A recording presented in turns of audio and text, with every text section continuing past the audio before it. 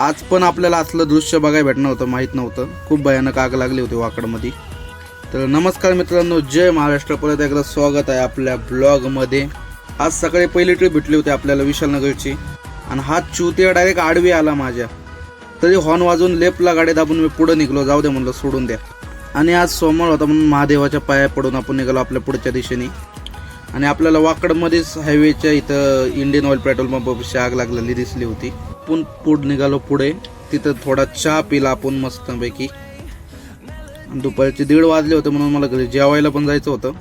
आणि दुपारचं जेवण मी सकाळीच नाश्ता संपवलं होतं म्हणून मला माझ्या हाताने मॅगी बनवून खायला लागली.